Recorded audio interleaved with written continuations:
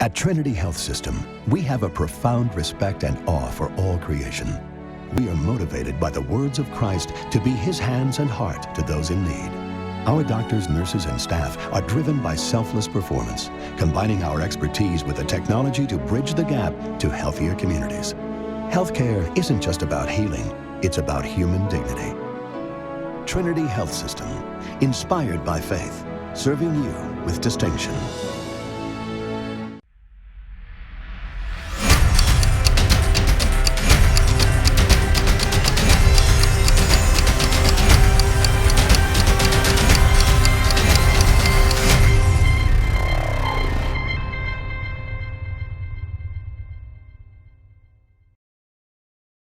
Hey, good afternoon, good evening, how you doing? My name is Matthew Peaslee, and this is Mike Mathison. And this is another edition of the Star Sportscast. This is what we've all been waiting for. What's in the past is in the past. This is the big one. This is the big one. We've been preparing all year for this absolutely, moment. Right? Biggest day of the year coming up. Yep. Christmas Day, December 25th. Exactly. Santa. It's a Sunday this year. It's Christmas. Santa Sunday. Yeah, so we got a lot of time to prepare for the big thing in town, and that's Christmas Day. My decorations have been up since October. Since Halloween? Basically. While other people putting up Halloween decorations, you're putting up Christmas decorations. Basically, okay. Yeah. And what I was worried about. Shenanigans is what it's called. he was ready for the shenanigans. And we still got him. But we still got him with the shenanigans because he's over there. He's rubbing his eyes. He's got that what are we doing look is what he has with his beard, his white beard. It's actually what's it called? Salt and pepper. We talk about Big Red. Big Red. Well, Big Red. There is a yes. Santa's dressed in Big Red. Football. State championship game. Santa gives away footballs during Christmas. On the big day. On the big day. Talk. The big house up in the North Pole. Let's talk about football. Okay. State championship game. Steubenville Big Red. Let's see. What are they? 13-1 against 12-2 Columbus Bishop Hartley rematch at the 2015 state championship game. Both teams are similar in the fact that Big Red is more diverse on offense than Columbus Bishop Hartley, and they were last year. Hartley is 88% run team, 85% run team. They love to run the ball. They're very, very good at running the football. Big Red all year long has been very, very good at stopping the run. And so it's going to be, irresistible whatever meets something force. Yeah, sure. Yeah, that scientific thing. I was never good in science. Immovable object and irresistible force or something. That's why I just stuck with math and English. Yeah, I just stuck with nothing. I don't know math at all. But I've seen your math and my English. Yeah, I've seen that too. Oh, your English is way better than your math. By the way, did your wife's food touch during Thanksgiving? No. Okay. And I should have done this too with leftover. We were warming up leftovers. Thanksgiving leftovers are the best. I beg you. I warmed up something for her. Yeah. Some green beans. Right. With turkey. Yeah. And I didn't even think they were touching. And she yelled at me because they were touching when I warmed up. Get him, Aaron! Get him! Okay, sorry. So that's still a battle we're dealing with. I love after that. A month. Look at that! You just got the evil eye right there, man. Let's pay tribute to Big Red being one of two teams in the state championship. No. They're one of 14 teams in state championship games. There's seven divisions. Oh, sorry. So can we go on now? Yes, sir. Division 4. Division 4, 3 o'clock Friday at the Shoe. Now, the rumor has it, Adele, that there will not be as many people at the Shoe Friday afternoon as it was last Saturday. That's a guess on my part. Yeah, when Ohio State got lucky. 110,000 people. Yeah, when there's 110,000 people. So there might be like 100,000 less people. I saw a cool T-shirt that had OHIO. Yeah, but it had Jim Harbaugh going like this for the H. That's pretty good. I like that for the first down thing. Let's see. So, Steubenville Big Red is in their 8th state championship game in program history. On 3 occasions, they've played the same team. Well, they've played Akron-Buchtel twice. Okay. They've played Kettering-Alter twice, and now they've played Bishop Hartley twice. Wow. And last year, was a game for the ages. Oh, too. that was just a great football game. Came down to the end. So 31-28 came down to a 4th and 1. The Hartley got the stop, and Big Red didn't get the yard, and it was a great football game. I think Hartley surprised Big Red, that's just my opinion, a little bit by they threw the ball very well when they needed to last year, and that got that extended drives. And I don't want to say Big Red wasn't ready for it. I think they might, but Hartley's their quarterback does a nice job. He's a 3-year starter, and he did a nice job last year running that offense. And but I've seen Big Red now through the playoffs, and they're just really good against the run. Nobody's really stood a chance against them. They broke down Perry last week.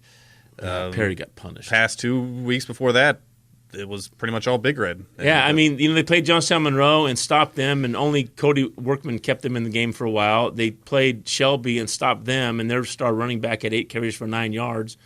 And last week, Perry got nothing, and I mean nothing on the ground that was worth even caring about. Their quarterback, Big Red has faced 3 really good quarterbacks in the last 3 weeks when it comes to Cody Workman, All-State Cody Workman. When it comes to Brendan Armstrong, and then last week, the Perry quarterback. So they faced really good guys, and they've done a nice job against all 3. And they're going to face another very good quarterback this week. This offense for Bishop Hartley, Jake Ruby, quarterback, 6 foot, 190. He's only thrown 74 times this year. Yeah. But completed 41 of those passes, 816 yards, 9 touchdowns, just 1 interception. So when he needs to throw the ball, he'll get it out there. Top receiver is Jaden Manley, 5'11", 180. 18 catches for 496. They do like to run the ball, as we said. Well, is it Marquette Dixon? Marquette Dixon, stud linebacker last year. Really? But he got some looks. He wasn't the feature back last year. Got some looks on the offensive side of the ball, but he's been the guy this year for the Hartley offense. 277 carries for 2,489 yards, 36 touchdowns. He's going to be the guy to stop. I read something in Loomy's story, I think it was, and where the coach, Coach Birchfield from Hartley said this Marquette Dixon just waited his turn to be the featured back. Last year he wasn't it, and he just waited his turn, and now look what he's done by waiting his turn. Yeah, breaking out, and one of the best in the state, definitely one of the best in Division IV. Some other guys run the ball too. Cameron Culver is the second leading rusher on the team, 649 yards. They've had Nick Onega and Ben Donko each have over 200 yards rushing, and then Jake Ruby, the quarterback, has run for 219 yards this year too. So got a lot of different people touching the ball and doing something with it. I know on the ball. See if I can remember this. Hartley has 3 first-team All-State kids in Division IV. Marquette Dixon 1, Cody Kirkbride as a linebacker 2, and I believe the kid's name is Casimir Thomas on the offensive line. So they have 3. Steubenville Big Red had 4 announced as All-State. Defensive back Cheyenne Pookie Petaway, wide receiver Charles Reeves, center Drone Moore, and punter Mark Smith. So, you're going to the Division IV state championship game, you're going to have 7 first-team All-State athletes on the field. Obviously the 2 best teams in the division with some great players that got them here. Well, you also have to look at Hartley, the fact that they finished 5th in their region, which meant they were on the road. They've played a ton of road games this year. I think Coach said they played 8 home games last year, and they played 7 road games this year. Well, they're basically playing in their backyard. Well, on they're Saturday. only 15 minutes away from but still, shoe. To put up with that all year, and especially in the playoffs, takes a lot for the players to get up for that. And well, what you do also know with the repeat teams is that the moment won't be bigger than what they think because they were both there. Right, especially playing at the shoe last year too. Yeah, exactly. Kids walked in and played. You were on the field at the shoe. I think this year Big Red is visiting team, so they'll be on the other side, which is not that big a deal. But you look at Big Red. Jacob Bernard's your leading running back. Not sure if he's playing. He got injured against Perry. Jalen McGee came in and was just fantastic behind that offensive line, along with Jamal Petaway. Threw some nice passes to Charles Reeves for a touchdown. He got dinged up, but I'm 99.9% sure he's good to go. Threw some nice passes to Alec Taylor, Nick Scott, Jamal Petaway out of the backfield on a couple screens.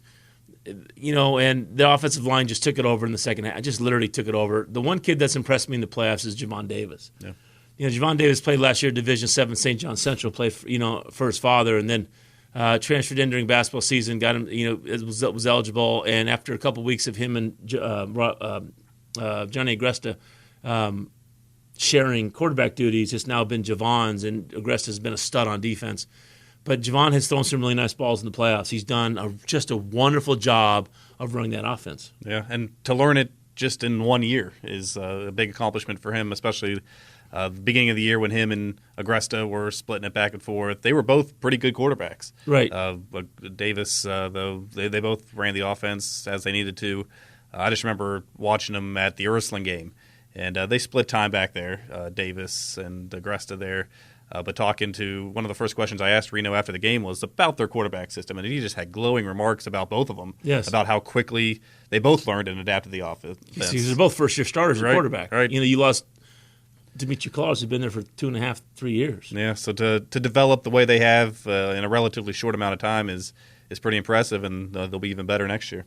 Yeah, I agree. And you got to give Agresta some credit because he's no longer the quarterback, but he's gone on the defensive side of the ball and just played really, really, really well. That defensive has just been punishing during the playoffs. Yeah. The couple of kids Jalen McGee hit Friday, Saturday.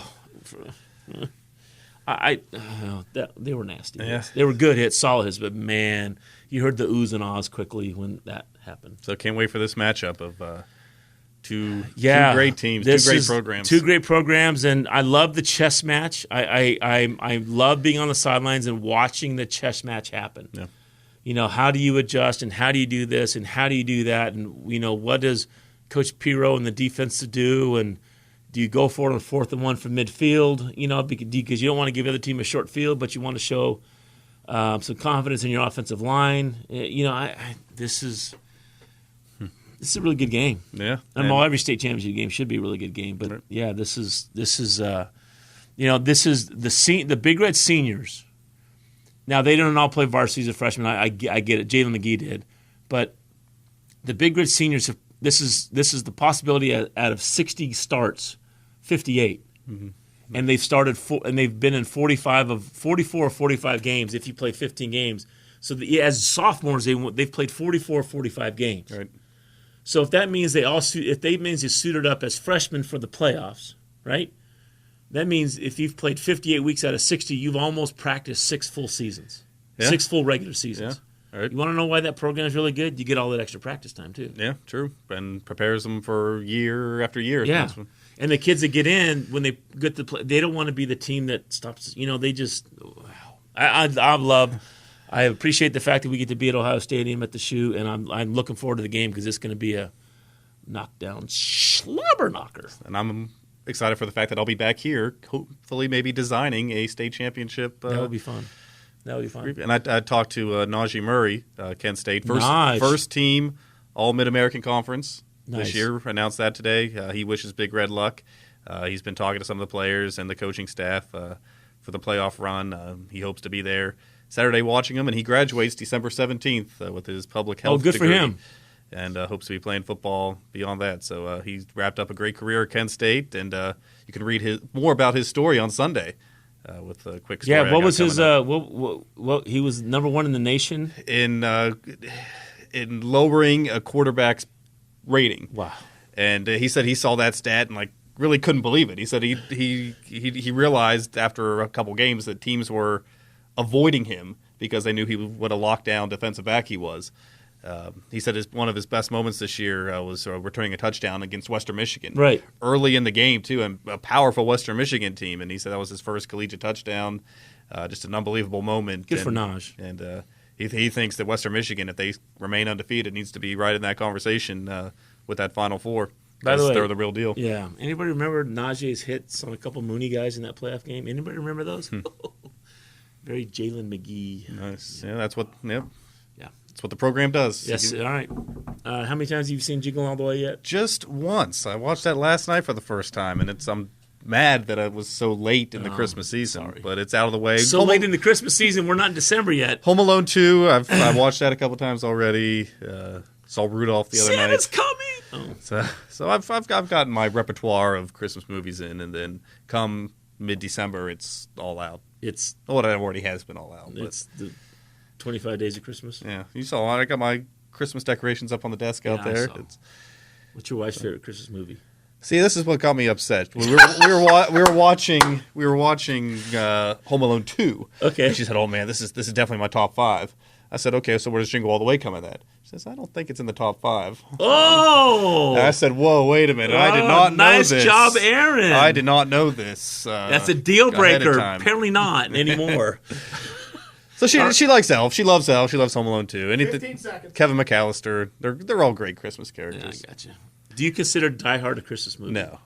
You foolish. All right. See you. Good luck, Big Red. See you in 2057. It's like we're in first grade again. Actually, preschool. That's what you were going to say. Mike, I love you. And you were correct. There were shenanigans.